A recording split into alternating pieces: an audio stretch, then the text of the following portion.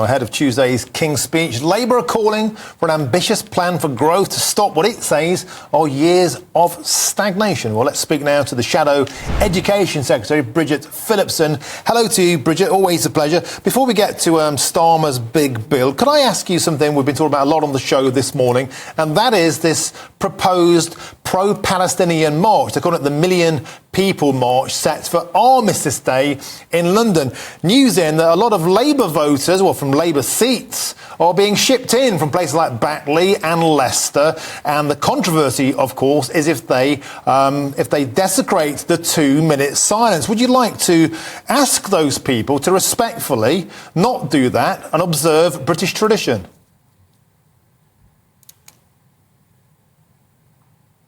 Hello, good morning. I haven't seen the details of what's being proposed, but Remembrance Sunday is a very important national moment where we have the opportunity to remember all of those who've fallen in the service of our country. I do so every year. My granddad served in the RAF in the East. It's an incredibly important moment for us all, and I wouldn't want to see any disruption to that important commemoration. That's good to hear. But it needs to be echoed.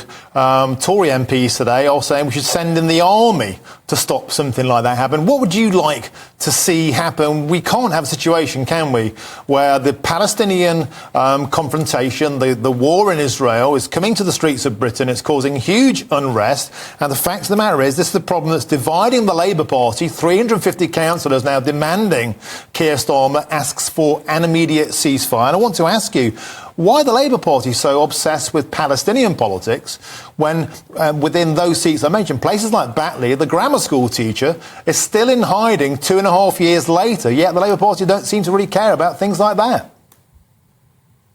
I understand and recognise the strength of feeling that people have. We all want to see the release of hostages that are being held. We all want to see humanitarian aid getting into Gaza as quickly as possible. It's impossible not to be moved by the horrific scenes that we see every day on our television screens of children and families suffering. And that's true in Israel and it's true in Gaza. That's why the only long-term answer is for a political solution in the shape of a secure Israel with the right to defend itself alongside a viable Palestinian state. And the US are a key player in this. And I do welcome the visit today of the Secretary of State Blinken to Israel. They will be important in making sure we move progress along on that, because it has been a failure of the international community to get us to that position.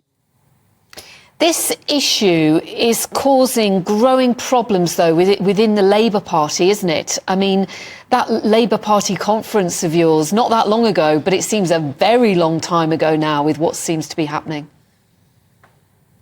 As I say, I do understand how strongly people feel about this, and it's right that people have the opportunity to express their views, but our focus has to be the ongoing tragedy that we see unfolding in terms of the military action in the Middle East. And we all want to see humanitarian pauses so that aid can get in. I want to see hostages released, and I want to see that aid getting in to support children who should not be getting caught up in this in the way that we're seeing. Of course, we want that to happen, but it's about the suffering that we're seeing. It's not about the Labour Party. Well, Bridget, it is about the Labour Party because I think it's a lack of clarity. I mean, you echoed Sir Keir Starmer's position of Israel's right to defend itself, but that's not a position echoed by 350 of your councillors, including ministers and members of Parliament. And this rolled on yesterday, didn't it?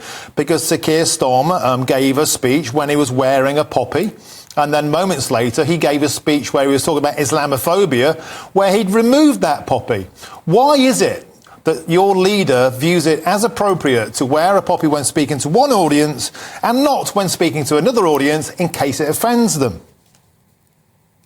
Look, I just completely reject that. Keir Starmer proudly supports our armed forces and involves himself in those remembrance services and events across our country every single year. So I just flatly reject any suggestion that Keir Starmer acted in that way. He is very proud to back our armed forces and also to recognise the contribution that millions of people have made right throughout our history in giving us the freedoms today that we all enjoy, which does involve the freedom of expression, the freedom to protest that people fought for, that our military efforts secured in the Second World War. And I take the opportunity, as Keir does, every year to recognise that contribution in services. I'll be doing so this year in my local community here in Sunderland, and I know that Keir will be doing the same at a national level.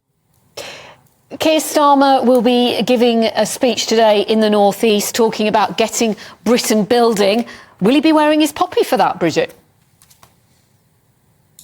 I imagine so. We, all of us, take that incredibly seriously, because we do want to demonstrate our support for those who served our country, especially for those who paid the highest price in defence of our freedoms. What Keir will be setting out today in the speech he's making here in the North East is how we ensure that opportunity and growth are spread right across our country, that we get Britain building, and that we create the well-paid, highly skilled jobs that we desperately need, giving our young people the chance to get on, more apprenticeships, more skills training, a new generation of technical excellence colleges, and a real push around technical education. If we're going to secure growth in our country, then we have to back the skills of the British people in making that happen.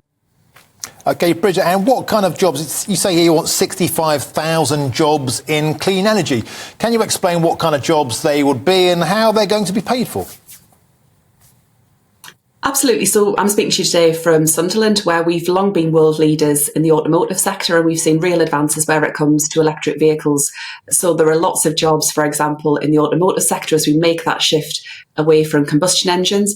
Offshore wind, again, here in the North East and in large coastal communities across our country, real opportunities. Opportunities for engineering jobs, for welders, for much more besides. There's a real opportunity if we use the power of government working with business to create those jobs. So we'll be working with business to do that. Government can't do it alone. But I hear time and again that young people desperately want those kinds of opportunities for well-paid, highly skilled jobs, and that will be the real focus of the Labour government in making it happen.